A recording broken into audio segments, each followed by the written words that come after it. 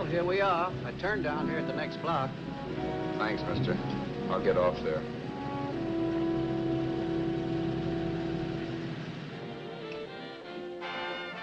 Want anything else?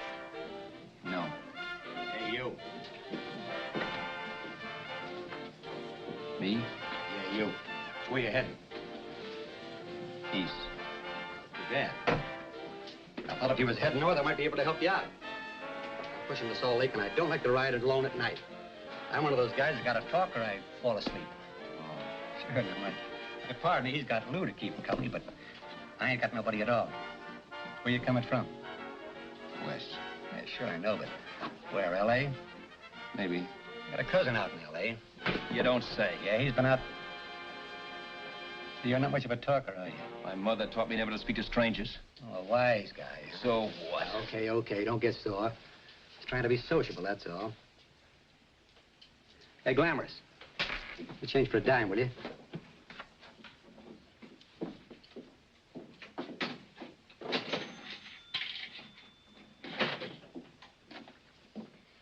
Let's have something quieter this time, Joe. My head's splitting. Is that what's wrong with it?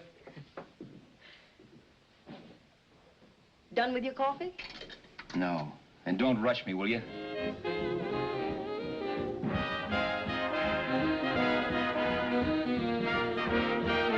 Hey, turn that off. Will you turn that thing off? What's eating you now? Yeah, what's eating you? That music, it stinks. Oh, you don't like it, huh? No, turn it off. Oh, wait a minute, pal. That was my nickel, see? This is a free country, and I play whatever I want to. Okay. Sure, and if you don't like it, you don't have to listen to it. And you can leave here anytime you want it. Okay, I'm sorry I asked. First good piece played tonight and you don't like it. Some people just ain't got any good taste.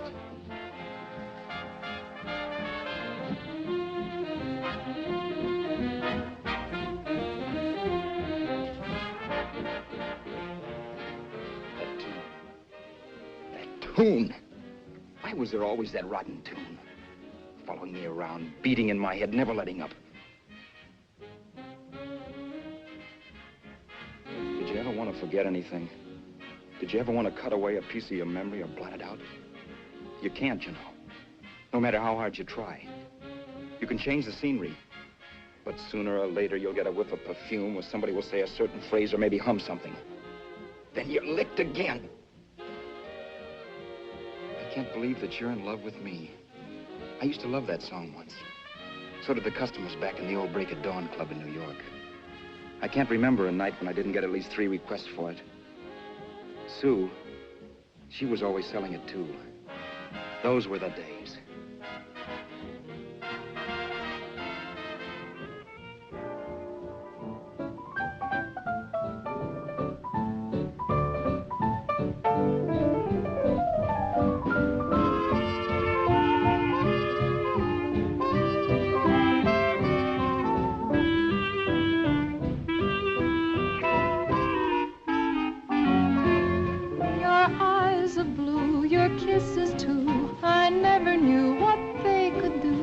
I can't believe that you're in love with me.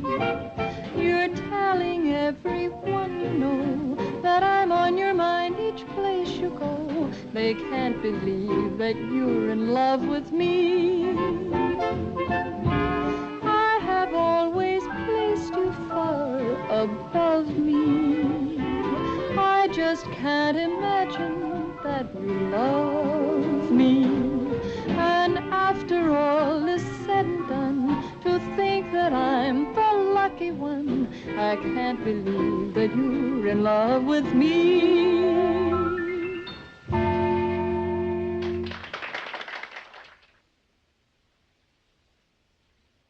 It wasn't much of a club, really.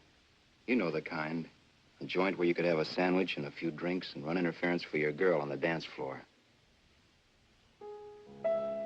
I pounded the piano in there every night from 8 until the place closed up, which usually meant 4 in the morning. A good job as jobs went in those days. Then, too, there was Sue, who made working there a little like working in heaven. But how we felt about each other, well, there was nothing very unusual in that. I was an ordinary healthy guy, and she was an ordinary healthy girl. And when you add those two together, you get an ordinary healthy romance, which is the old story. Sure.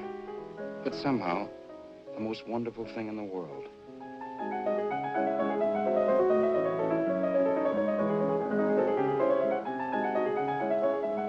All in all, I was a pretty lucky guy.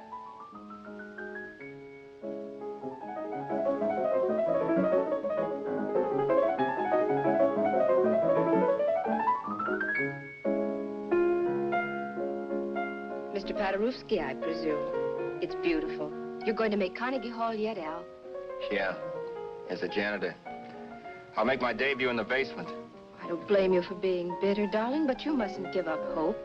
Why, someday... Yeah, someday. If I don't get arthritis first. In the meantime, let's blow this trap.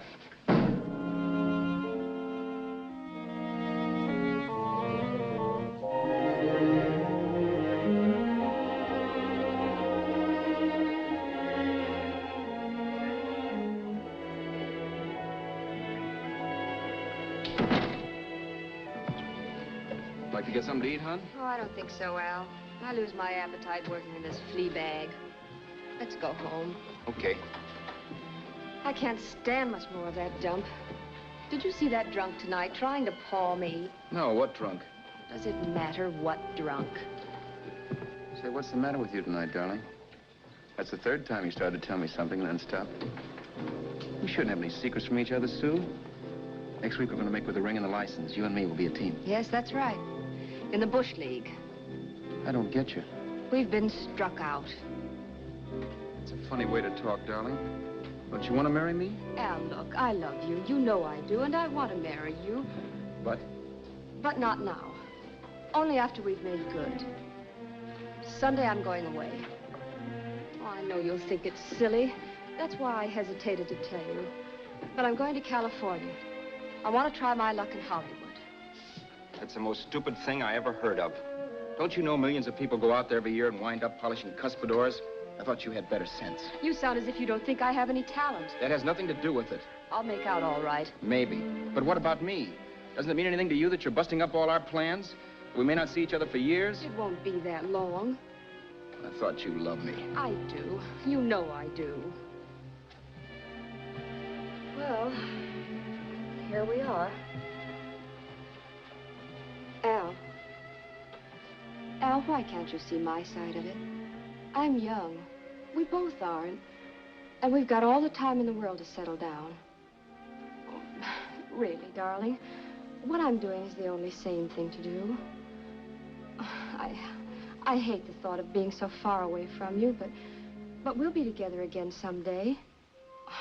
Maybe you'll decide to come out too later on. So long. Al, aren't you going to kiss me goodnight? Sure, why not? Good night.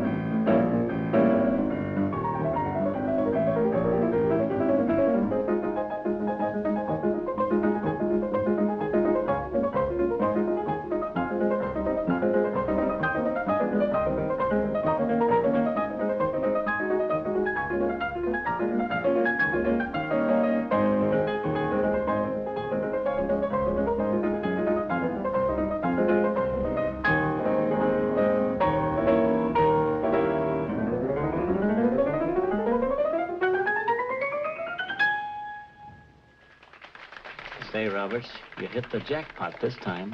$10. Thanks.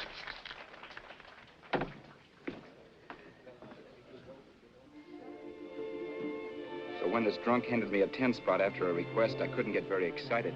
What was it, I asked myself? A piece of paper crawling with germs. Couldn't buy anything I wanted. It couldn't... Then I thought of something.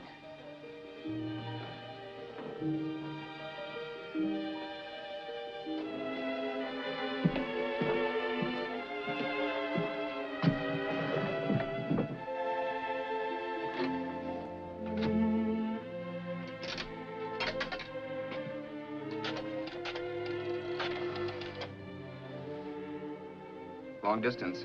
I'd like to put a call through to Los Angeles. Miss Harvey. Sue Harvey, Harvey. The number is Crestview 65723.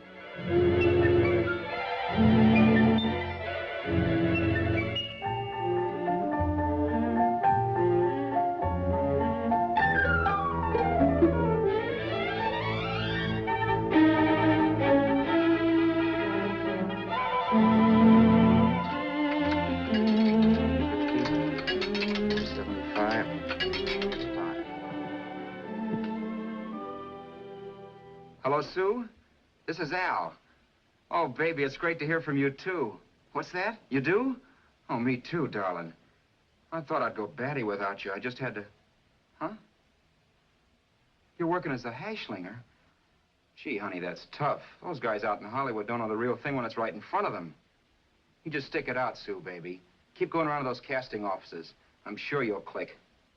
Look, I'll tell you what. You stay put out there, I'll come to you. No, don't try to stop me. Just expect me. Train? Who knows? Train, plane, bus, magic carpet. I'll be there if I have to crawl. If I have to travel by pogo stick. And then, let's get married right away, huh? That's the stuff. That's what I've been wanting to hear you say. Well, goodbye for now. I'll be seeing you soon. Yeah. Bye. The only way I could cross country was to thumb rides. For even after hawking everything, I only had enough money to eat. Money. You know what that is. It's the stuff you never have enough of. Little green things with George Washington's picture that men slave for, commit crimes for, die for. It's the stuff that has caused more trouble in the world than anything else we ever invented. Simply because there's too little of it. At least I had too little of it. So it was me for the thumb.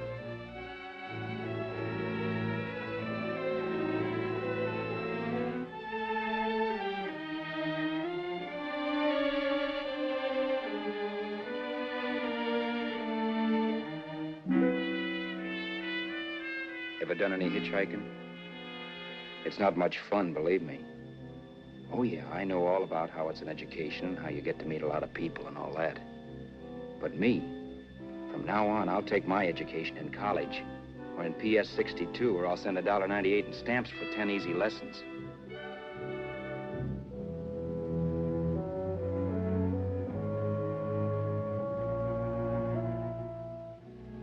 Thumbing rides may save you bus fare, but it's dangerous. You never know what's in store for you when you hear the squeal of brakes. If only I'd known what I was getting into that day in Arizona. Here, throw that in the back seat. Okay, let's go. Make sure that door's closed.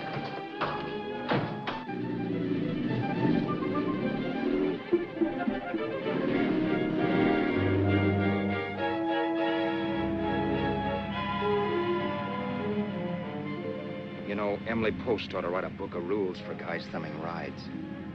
Because as it is now, you never know what's right and what's wrong. We rode along for a little while, neither one of us saying anything. I was glad of that. I never know what to say to strange people driving cars. Then, too, you can never tell if a guy wants to talk. A lot of rides have been cut short because of a big mouth. So I kept my mouth shut until he started opening up. Hand me that little box in the compartment, will you, pal? Hold the wheel, will you?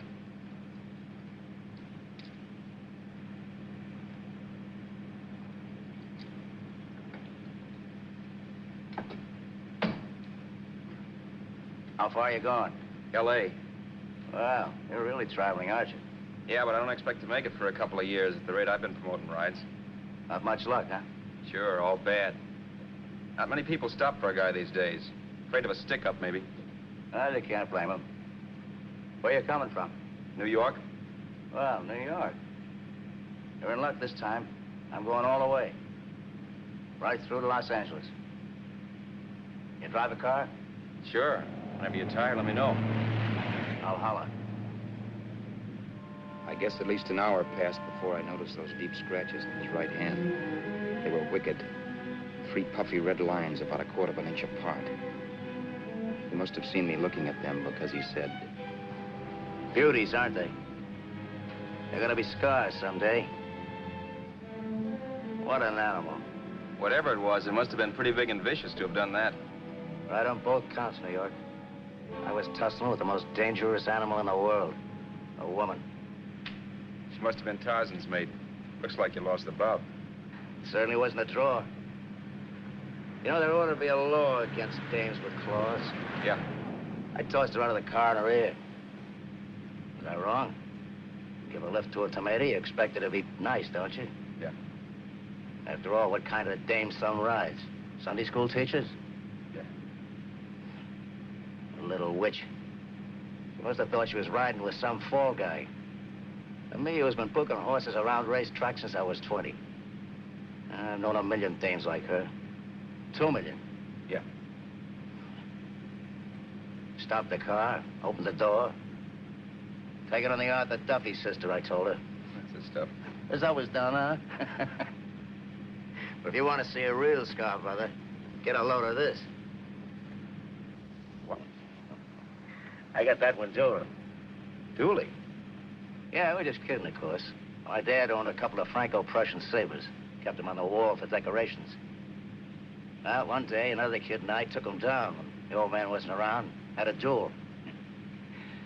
He got me in the arm here. Pretty mean cut. Infection set in later. Yeah, I can see that. Now, give me that box again, will you? Yeah.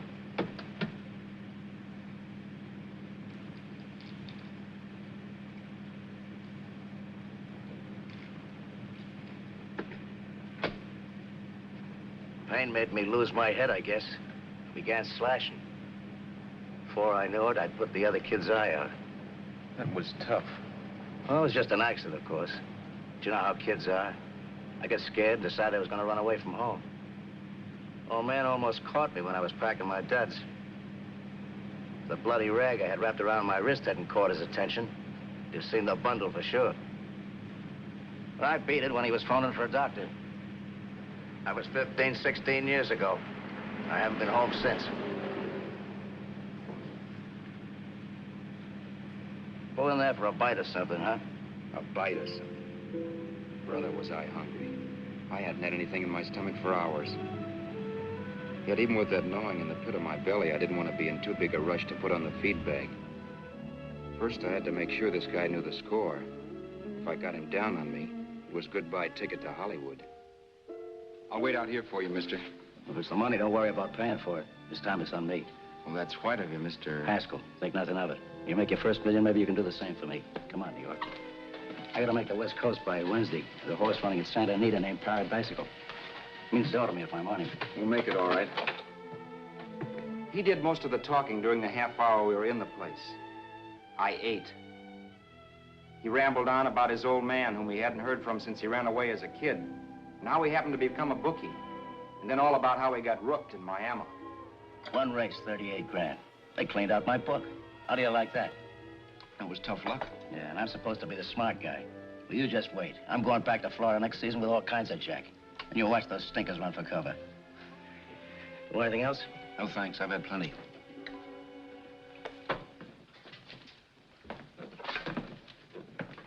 That check there, sister? Oh, just a minute. Your change, sir. Keep it, sister. Oh, thank you, sir. Call again. I'll be waiting outside for you when you finish work. Sharp check, huh?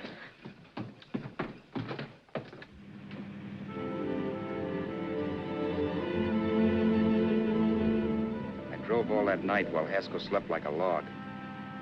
After a while, I began to get sleepy myself.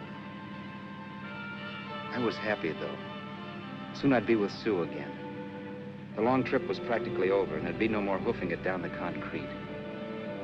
I began to think of the future, which couldn't have been brighter if I'd embroidered it with neon lights. It was nice to think of Sue shooting to the top.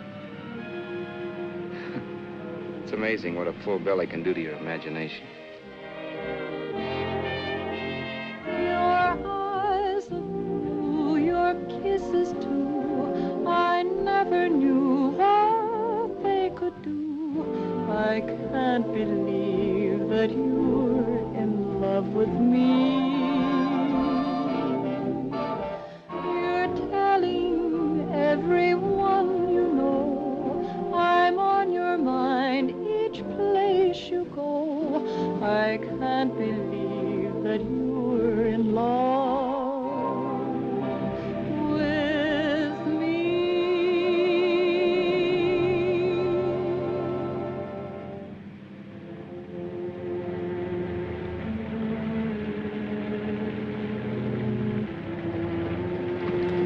Mr. Haskell? Mr. Haskell? Mr. Haskell, wake up. It's raining. Don't you think we ought to stop and put up the top?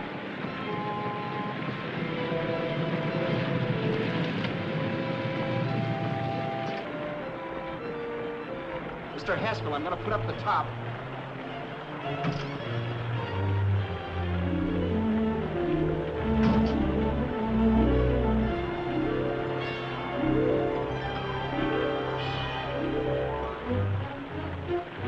Up until then, I had done things my way. But from then on, something else stepped in and shunted me off to a different destination than the one I had picked for myself. For when I pulled open that door... Mr. Haskell, what's the matter? Are you hurt? Are you hurt, Mr. Haskell? Start your sermon. I'll listen to it. But I know what you're going to hand me even before you open your mouths. You're going to tell me you don't believe my story of how Haskell died and give me that don't make me laugh expression on your smug faces. I saw at once he was dead, and I was in for it. Who would believe he fell out of the car? Why, if Haskell came too, which of course he couldn't, even he would swear I conked him over the head for his dough. Yes, I was in for it. Instinct told me to run, but then I realized it was hopeless. There were lots of people back down the road who could identify me. That gas station guy and the waitress. I would be in a worse spot then, trying to explain why I beat it. The next possibility was to sit tight and tell the truth when the cops came. But that would be crazy. They'd laugh at the truth. I'm not having my head in a noose. So what else was there to do but hide the body and get away in the car? I couldn't leave the car there with him in the gully.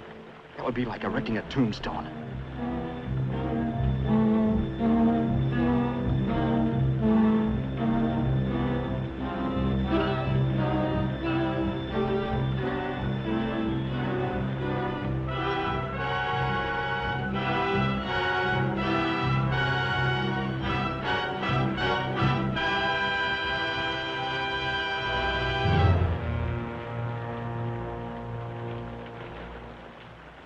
My idea was to cover him with brush, not to rob him.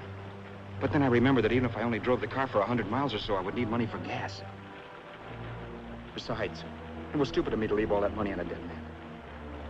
Not only that, I'd have to take his driver's license in case I was stopped for something. I didn't like to think about it, but by that time I'd done just what the police would say I did, even if I didn't. My clothes. The owner of such an expensive car would never be wearing them. Some cop might pull me in on suspicion.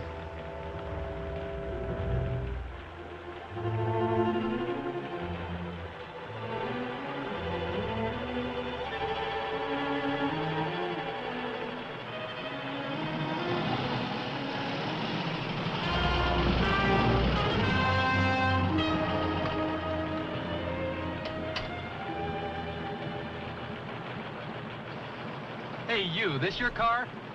Don't you know better than to leave a car with the wheels halfway in the middle of the road? That's the way accidents happen. I'm sorry, officer. I was just putting up my top. I didn't think. Well, the next time, think. I'll let you go now, but watch your step in the future. I know that's a lonely stretch, but cars come by here once in a while, and we have plenty of crack-ups. Thanks, officer.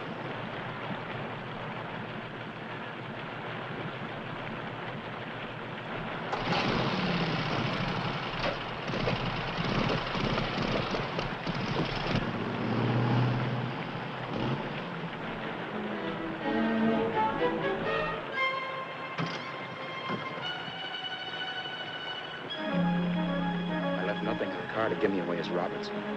If they found a dead man in the gully now, it could be me.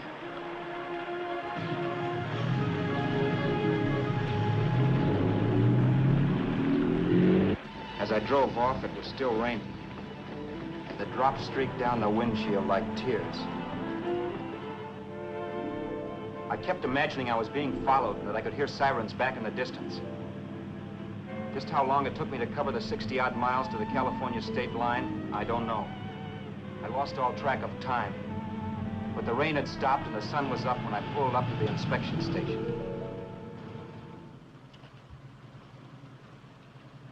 Hello? Carrying any fruits or vegetables? No. Any livestock or poultry? No. I'd like to see your registration and driver's license, please. Anything in the baggage compartment? This baggage. Charles Haskell, Jr., age 30, brown eyes, dark hair. Identifying marks, none. Are you Charles Haskell, Jr.? Yes. Well, remember, if you're employed and you stay over 30 days, you take out California plates. All right, officer, but I'll only be in the state a short while. Right, you can go now.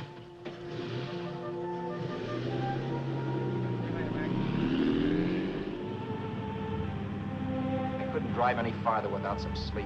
Cops or no cops, I knew I had to hit the hay and hit it hard. I was dead tired.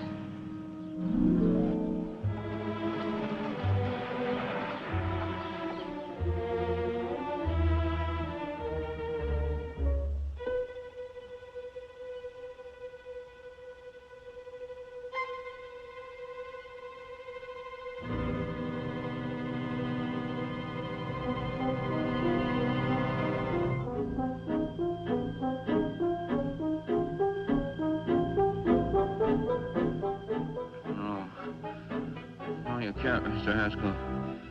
No.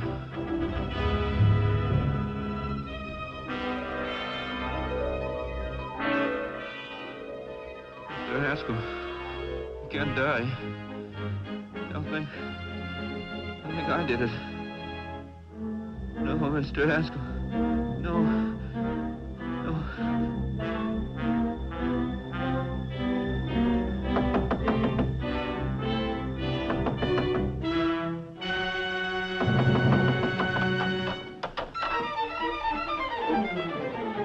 Who's there? It's the maid. Can I come in and clean? Later. In a half hour. All right, sir.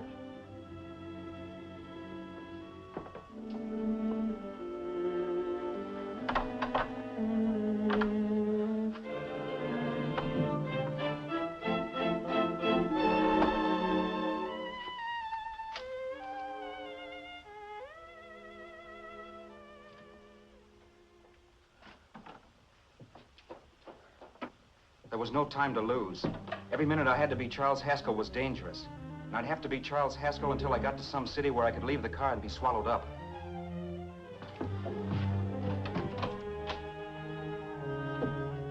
That meant driving the car as far as San Bernardino, maybe even to Los Angeles. In a little town, I might be noticed, but in a city, I should be safe enough. Then, after I ditched the car, I could go on to Sue.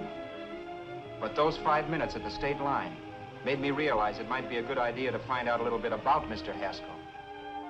Then, if anybody asked me questions, I could give the right answers. The first thing I found out was that I had $768. This was a lot of jack, but believe me, it was the kind of money I'd rather not have.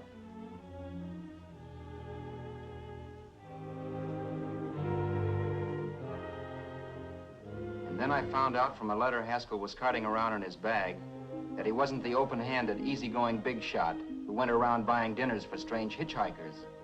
Before I got done reading it, I saw him more as a chiseler. It was written to his old man in California, the one he hadn't seen in so many years. In it, Haskell posed as a salesman of hymnals, of all things. It was easy to see where Haskell expected to raise a new stake for his book in Miami by rooking his old man. That was about all I found out from his effects, and it was enough. I told myself, maybe old man Haskell was lucky his son kicked off. He would never know it, but it saved him from taking a flyer in sacred literature preferred.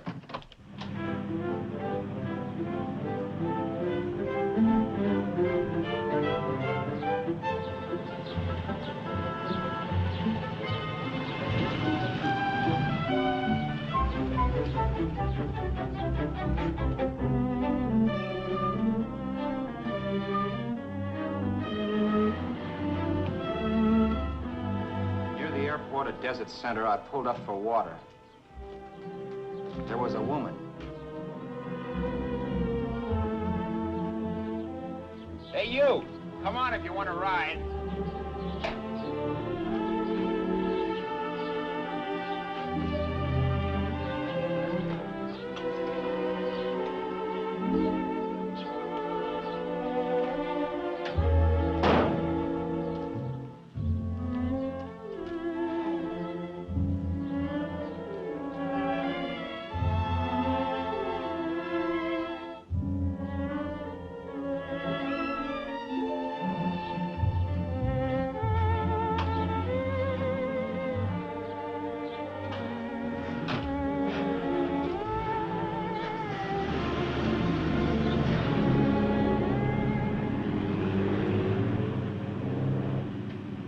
How far are you going? How far are you going? That took me by surprise, and I turned my head to look her over.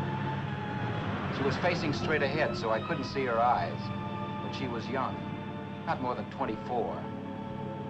Man, she looked as if she'd just been thrown off the crummiest freight train in the world. Yet, in spite of this, I got the impression of beauty.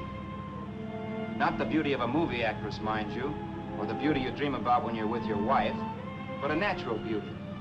A beauty that's almost homely because it's so real. Then suddenly she turned to face me. How far did you say you were going? Los Angeles? L.A.? L.A.'s good enough for me, mister. That's what I was afraid of.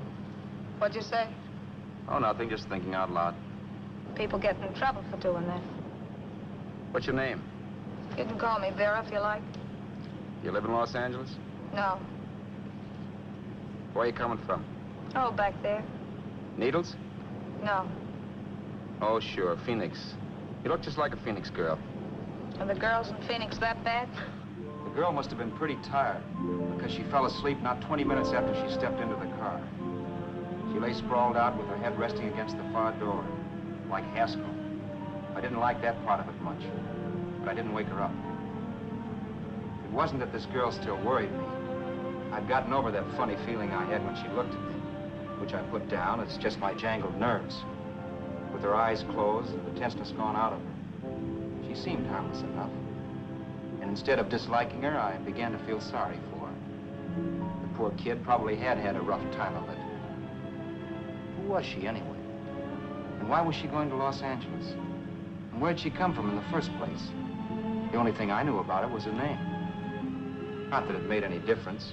A few hours more and we'd be in Hollywood. I'd forget where I parked the car and look up Sue.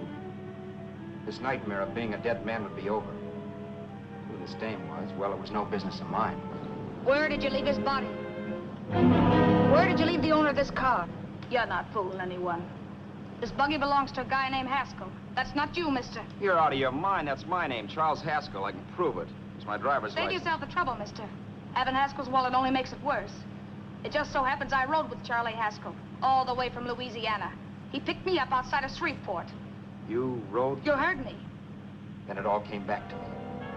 All the talk about dueling and scars and scratches. There was no doubt about it. Vera must be the woman Haskell had mentioned. She must have passed me while I slept. Well, I'm waiting. My goose was cooked. She had me. That Haskell guy wasn't dead yet. He wasn't stretched out stiff and cold in any Arizona gully. He was sitting right there in the car, laughing like mad while he haunted me. Well? There was nothing I could say. It was her move.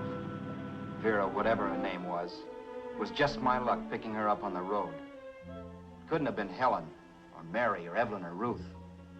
It had to be the very last person I should ever have met. That's life. Whichever way you turn, fate sticks out a foot to trip you.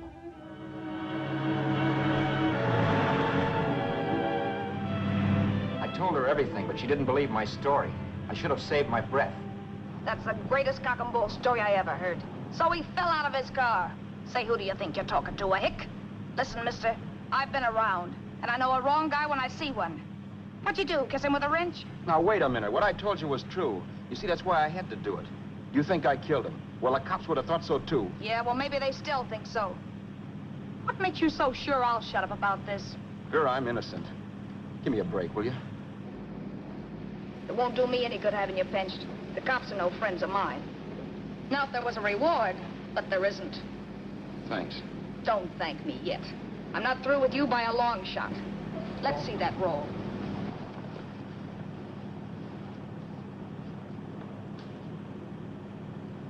Is that all Haskell had? Isn't it enough? No, I thought he had more. Not that I know of. You can search me. You think I'm holding out on you? Well, maybe I will at that. He told me he was going to bet $3,000 on a horse named Paradisical on Wednesday at Santa Anita. He was stringing you along. He meant 300. Maybe. Sure, $3, 300. He was a piece of cheese, a big blowhard. Listen, mister, don't try and tell me anything about Charlie Haskell. Remember, I knew him better than you did. Okay, then you knew he was a four-flusher. That explains the $3 bet. I'm not so sure he didn't have that $3,000. Why should I believe you? You got all the earmarks of a cheap crook. Now, wait a Shut minute. up. You're a cheap crook and you killed him. For 2 cents, I'd change my mind and turn you in. I don't like you. All right. Don't get sore. I'm not getting sore, but just remember who's boss around here. If you shut up and don't give me any arguments, you'll have nothing to worry about. But if you act wise, well, mister, you'll pop into jail so fast it'll give you the bends. I'm not arguing. Well, see that you don't. You know, as crooked as you look, I'd hate to see a fella as young as you wind up sniffing that perfume that Arizona hands out free to murderers. I'm not a murderer. Of course you're not. Haskell knocked his own head off. He fell, that's how it happened, just like I told you. Sure, and then he made you a present of his belongings. I explained why I had to do skip that. it. Doesn't make a difference one way or another. I'm not a mourner. I liked Haskell even less than I like you. Yeah, I saw what you did to him. What do you mean? Those scratches on his wrist. Sure, I scratched him. I'll say you did. So your idea was to drive the car a little way, maybe into San Bernardino, and then leave it. You weren't gonna sell it? Sell it? You think I'm crazy? Somebody else's car? See, all I want to do is leave it somewhere and forget I ever saw it. Not only don't you have any scruples, you don't have any brains. I don't get you. Maybe it's a good thing you met me. You'd have got yourself caught, sure. Why, you dope. Don't you know a deserted automobile always rates an investigation? Huh? Look, the cops find a car. Then they get curious. They wonder where the owner is. So, all right, they don't trace Haskell. They trace you. I never thought of that. The only safe way to get rid of the car is to sell it to a dealer. Get it registered under a new name. Say, stop at the next store. I want to get a bottle and do some shopping before we hit L.A. Okay. Since we find a place, I'll drop you off and pick you up later. Nothing doing. You're coming in, too. From now on, you and I are like the Siamese twins. Have it your way, but I don't get the point. The point is, I don't want you to get lost. I'm not going to beat it if that's what you're afraid of. I'll say you're not. Well, I'm going to see that you sell this car so you don't get caught. Thanks. Of course, your interest wouldn't be financial, would it? You wouldn't want a small percentage of the profits. Well, now that you insist, how can I refuse? 100% will do. Fine. I'm relieved. I thought for a moment you were going to take it all. I don't want to be a hog. A few hours later, we were in Hollywood. I was recognizing places Sue had written about. It struck me that far from being at the end of the trip, there was a greater distance between Sue and me than when I started out. Vera wasn't kidding with that Siamese twins crack. She rented a little apartment as Mrs. Charles Haskell. When I objected to this, she explained that it was on account of the car. A dealer might think something was funny if he called and found we were using different names.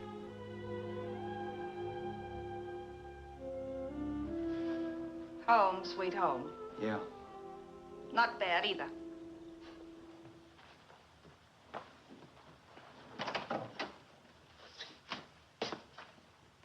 In case there's any doubt in your mind, I'll take the bedroom. Yeah. Sure is stuffy in here.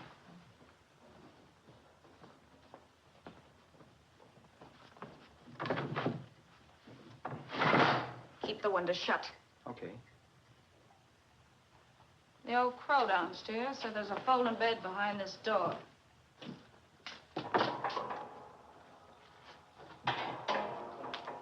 You know how to work it?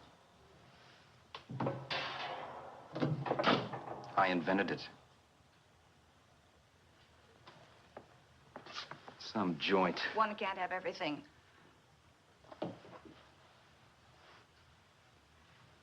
I'm first in the bathtub. I don't know why, but I figured you would be.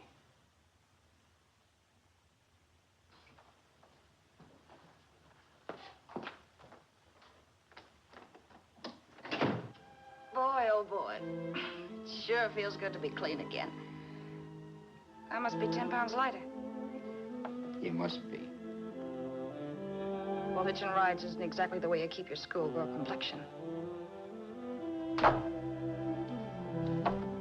I wish that guy with the sax would give up. Gets on my nerves. Forget it. Have a drink. Aren't you afraid I might take you up on it? If I didn't want to give you a drink, I wouldn't have offered it. Why be a sorehead, Roberts? You got yourself into this thing.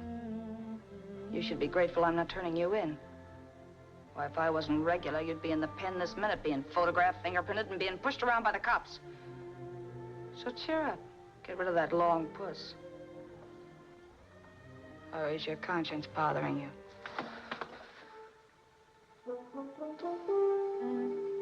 No. It isn't. Swell. That's the spirit. He's dead and no moaning around will bring him back. Anyway, I never could understand this worrying about something that's over and done with. Now look, Vera, for the last time I didn't kill him. Haskell was a sick man. Maybe he was dead before he fell out of the car. I don't know. Sure, he died of old age. All right. So if it'll make you sociable, you didn't kill him.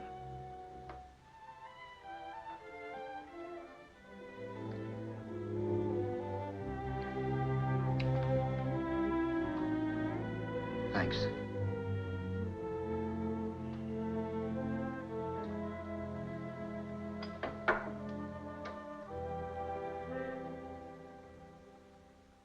We're out of liquor, Roberts. Yeah. Too bad. I felt like getting tight tonight. Well, I think you succeeded. Am I tight? As a prima donna's corset. That's good. I wanted to get tight. Why? What have you got to get tight about? Oh, I don't know. A few things. Huh. You should have my worries. If I had your troubles, I'd stay sober. And I've got the key to that door. Yeah. Maybe you're right. I'm always right. You know, I don't like your attitude, Roberts. Well, there's a lot of things I don't like. Sure. But life's like a ball game. You gotta take a swing at whatever comes along before you wake up and find it's the 9th inning. I bet you read that somewhere. That's the trouble with you, Roberts. All you do is bellyache. But taking it easy and, well, trying to make the best of things. But maybe that's what's wrong with the whole world. Get the professor. People knock themselves out trying to buck fate. Now, take you, for instance. You're lucky to be alive. Why, suppose Haskell had pulled open your door. You'd be playing a harp now. Think of that. You think of it. I'm tired of thinking. There's plenty of people dying this minute. I would give anything to trade places with you. I know what I'm talking about. I'm not so sure. At least they know they're done for. They don't have to sweat blood wondering if they are. Your philosophy stinks, pal. We all know we're gonna kick off someday.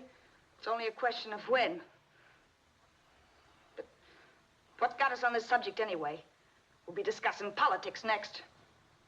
Yeah. Where'd you hide the butts? On the table, sucker.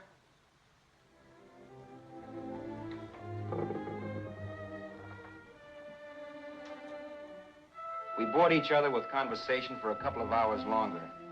Every 5 minutes, one of us was wishing we had another bottle or a radio or something to read. Then finally, we ran out of chatter. I know it's only 11 o'clock, but I want to get up early and make the rounds of the used car lots. No hurry about that. We've got all the time in the world.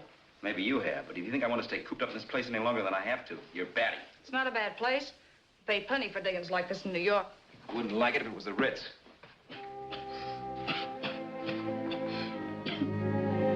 Rotten liquor. You got a mean cough. Ought to do something about it. I'll be all right. That's what Camille said. Nobody you know.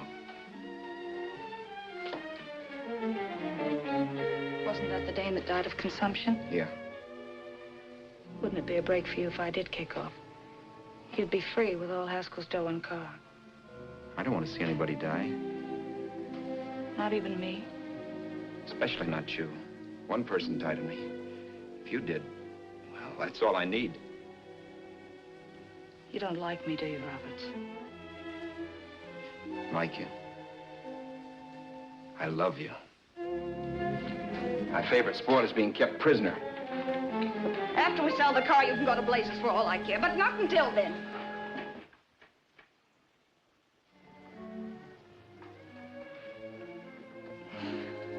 I'm going to bed.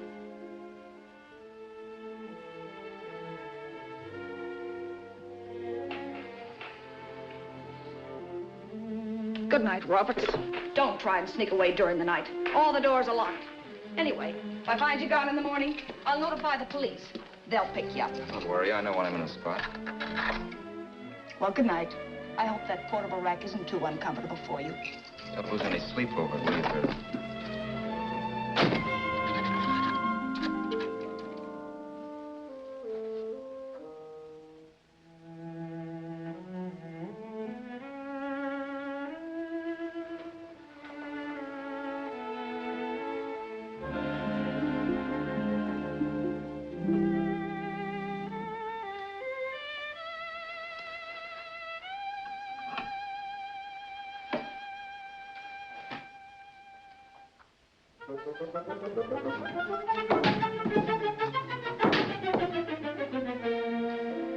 Crestview. 6, 5, 7, 2, 3. Hello? Hello? Hello? Hello?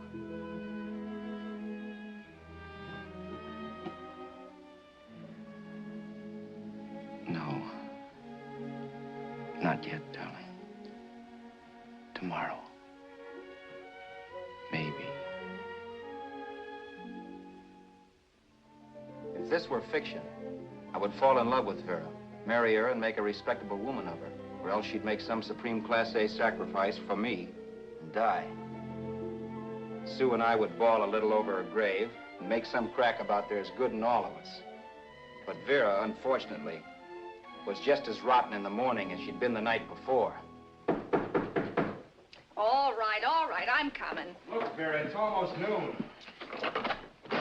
So what? The dealers will be there all day? I'll be there all year, too, but that doesn't mean I'm going to wait that long. Shut up. You're making noises like a husband. Well, do I rate a whistle? You sure do, but let's go. Let's go, let's go. I spent $85 and 2 hours preparing bait, and all you can say is let's go. Come on.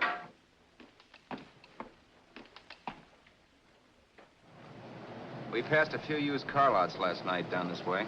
What do you think we can get for this heap? I don't know. Plenty. You just let me handle everything. Think we can get $2,000? I don't know, but don't worry. I'll squeeze as much out of this guy as I can. If I let it go cheap without a fight, he might think we've stolen the car. And listen, don't make any slips and call me Roberts. That'll cook us. I don't need you to tell me that. You better just sit by and keep your mouth closed. Remember, we're both in the soup if anything happens. Forget it and drive. You're my wife, Vera Haskell. Look, after the deal's closed, let's go back to that place on Hollywood Boulevard where I saw the fur jacket. I want to buy it. After the deal's closed, I'm saying goodbye to you.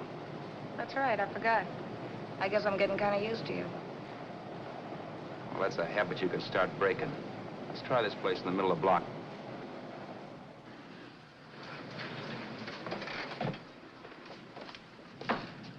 Good afternoon. What can I do for you?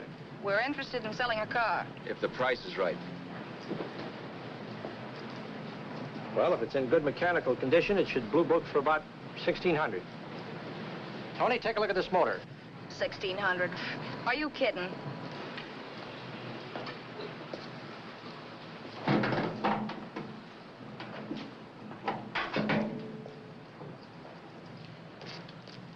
Well, maybe $1,850. Before I let it go for $1,850, I'll wreck it and collect the insurance first.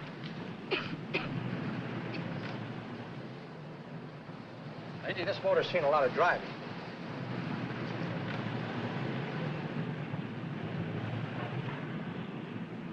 Well, the mechanic inspected the car. We haggled. At last, when we were all worn out, we hit a compromise. His price. Okay, it's a deal. All right, come in. We'll sign the papers. I have the ownership papers right here with me. Look, Vera, in the meantime, will you clean out the dash compartment? There may be some stuff in it. All right, darling.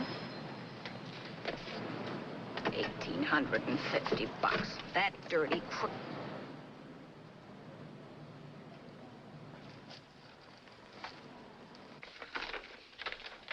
New York, huh? Yeah. But you bought the car in Miami? Yeah. Well, now let's see about the insurance. We can either have it transferred or canceled. What kind of insurance do you have, Mr. Haskell? Well, aren't all the papers there? I don't see any. Surely you know what type of insurance you carry in the car. The name of the company? Yeah, but, Well, if you'll just tell me the name of the company, I'd be very glad to take care of all the details. well, Did you sign the papers yet? not yet. Well, don't. We're not selling the car. Well, wait a minute, Miss Haskell. Come on, darling. What's the matter? You changed your mind? Yes, I'm sorry. I guess I have. But, Vera... Let's go.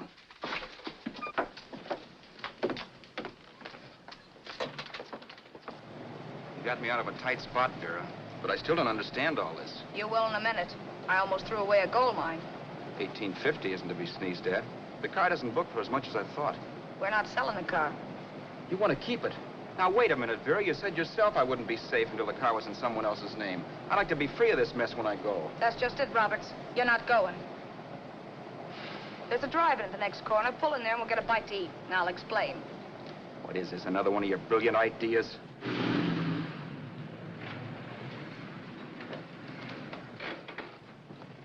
Oh, can I take your order? Make mine a ham sandwich and coffee. And for you, sir? Oh, I don't care. The same. Thank you.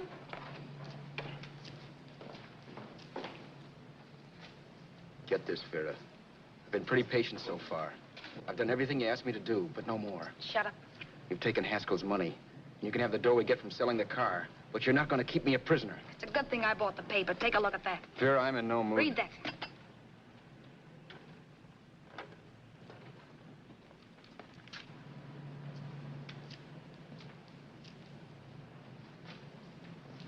No.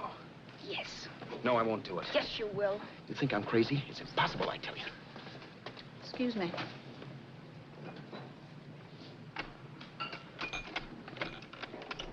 Blow the horn when you're through. No one could possibly get away with an act like that. It'd be wise to me in a minute. Don't be yellow. You look enough like him. The same coloring and the same build. See how his clothes fit you? No kidding, you almost had me fooled for a while. Oh, grow up, Vera. Don't you think a father knows his own son? And there must be other relatives. The father won't have to know you. We'll wait till he gives up the ghost. He's an old geezer and he won't pull through. And as far as other relatives are concerned, they haven't seen you in 15 or 20 years. Eat. I'm not hungry. And I won't do it. It's not as tough as it sounds. Remember, you've got all kinds of identification. His car, letters, license. I could never get away with it. It's the stupidest thing I've ever heard. The old boy has scads of dough. Look in the paper there. Personal fortune assessed at over $15 million. He'll leave plenty, I tell you. Maybe he cut off his son. How do we know? It's out, Vera. I won't have anything to do with it. I think you will. Look, Vera, I'll do anything within reason. But not that. So forget it. Find yourself another stooge. You sap. You'll be fixed for the rest of your life as Charlie Haskell. You can take your inheritance and go away. No more worrying about the rent, no sweating, scheming, wondering where your next meal's coming from. Think about that, Roberts. Vera, please, you're talking too loud. On this, I'm splitting 50-50 with you. Sure, why not? We're both alike, both born in the same gutter. Now, take it easy, Vera. There's people around here. You don't know what you're talking about. We'll wait till we read that old man Haskell's dead. Then you show up. Like you read in New York that he was sick. No. Suppose he doesn't die. He will. I know he will. Something tells me. But as much as I insisted I would have no part of her scheme, Vera was taking it for granted I would. Neither of us had our mind on the cards as we played that night. I knew we were just trying to kill time between newspaper editions. This was a death watch for Vera. Maybe it was for me, too. Don't you realize if I'm caught, they'll want to know where I got the car and stuff, and they'll have me on a murder charge. If you're smart, you won't get caught. I knocked for 7. And if I'm caught, don't you realize you'll be out, too? 18 points, that gives me 30. How will I be out? You'll be out $1,850 we would have gotten on the car. Really, Vera, you'd be an awful chump if you threw away all that dough on a dizzy long shot. Let me sell the bus tomorrow. With the money it'll bring and what you've already got, a clever kid like you can run it up in no time. Then we'd both be in the clear. I'll be in the clear anyway. Maybe. Maybe. But if I got caught, I'd get good and sort you, you know. You mean you'd squeal? Oh, no, not squeal exactly. Never mind what you meant.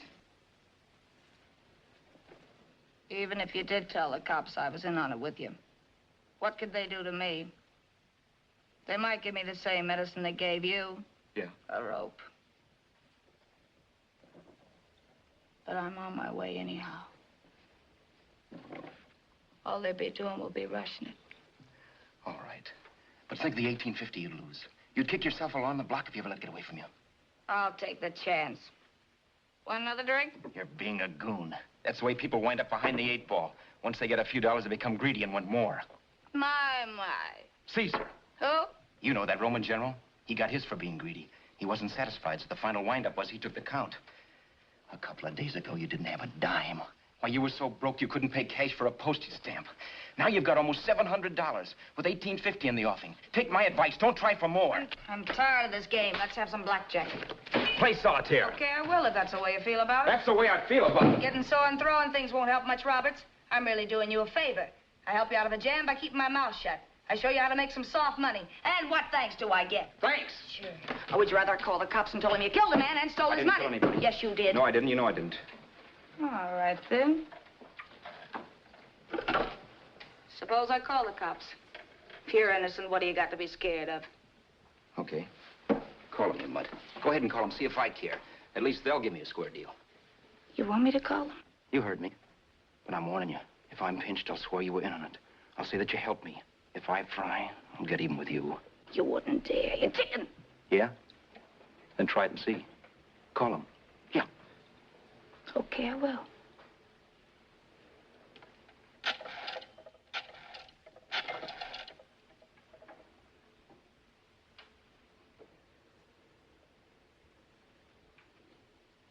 Information? I want the number at the Hollywood police station. Okay, I got it. Thanks. Wait a minute, Vera. You wouldn't do that. Wouldn't I? Give me that and I'll show you if I would. Take it easy now. Let's talk this over. This was early in the evening, and the conversation, while hectic, was at least pitched low.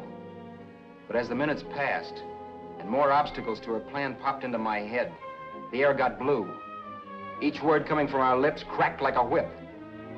I reminded her that as Charles Haskell, I didn't even know my mother's name, where I'd gone to school, the name of my best friend, whether I had an Aunt Emma or not, my religion, and if I'd ever owned a dog.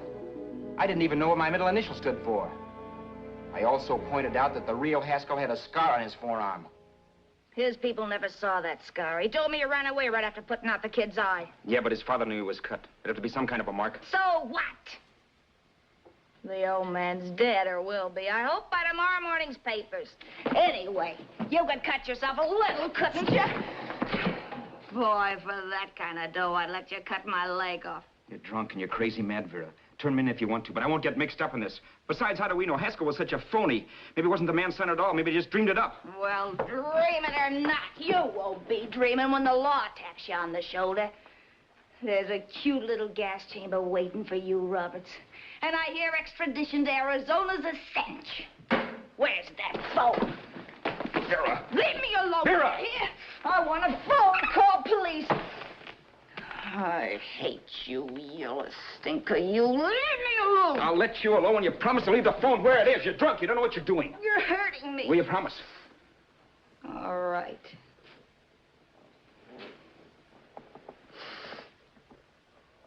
You hurt me.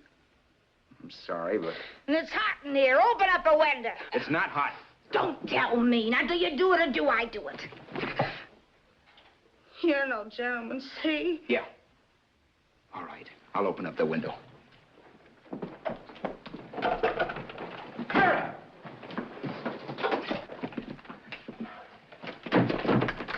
Vera, open the door. Please open the door. Vera, open the door. Don't use the phone. Listen to me. I don't like you, Roberts. You're no gentleman, see?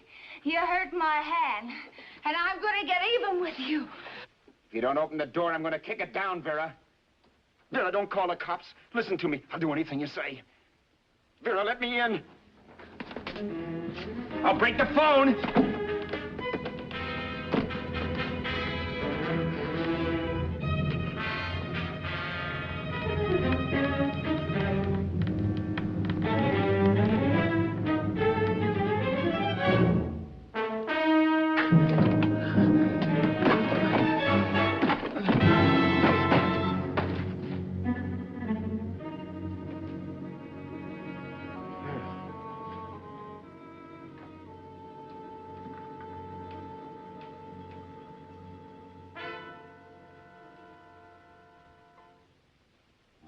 The world is full of skeptics.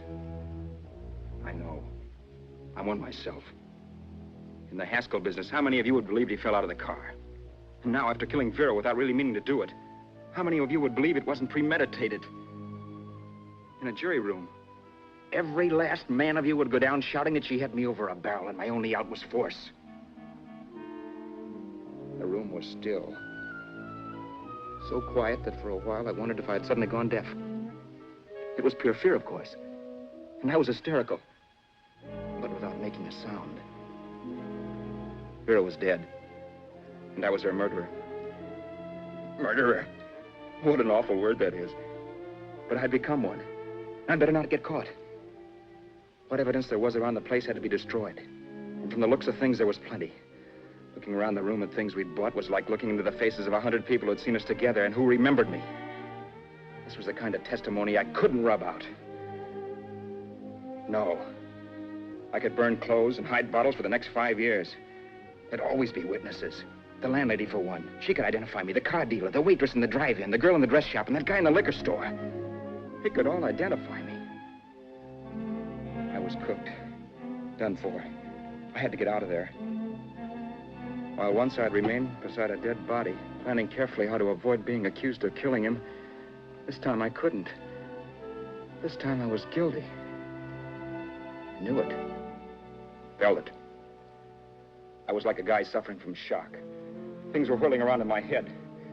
I couldn't make myself think right. All I could think of was the guy with the saxophone and what he was playing. It wasn't a love song anymore. It was a dirge.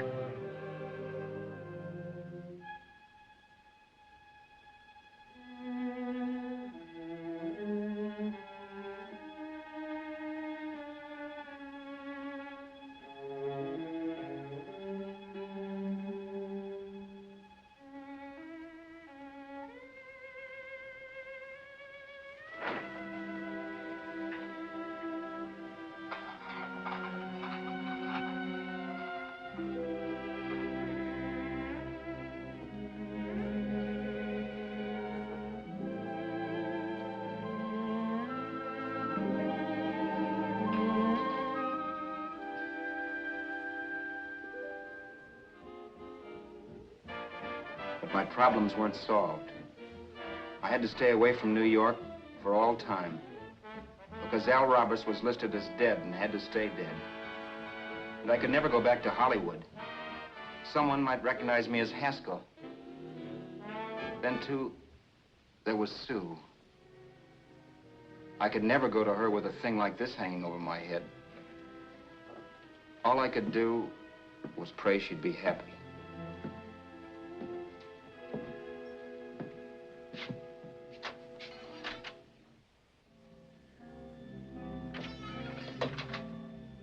I was in Bakersfield before I read that Vera's body was discovered. And that the police were looking for Haskell in connection with his wife's murder. Isn't that a laugh? Haskell got me into this mess, and Haskell was getting me out of it. The police were searching for a dead man. I keep trying to forget what happened and wonder what my life might have been if that car of Haskell's hadn't stopped. But one thing I don't have to wonder about. I know. Someday a car will stop to pick me up that I never thumbed.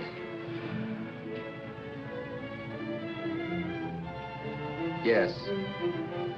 Fate, or some mysterious force, can put the finger on you or me for no good reason at all.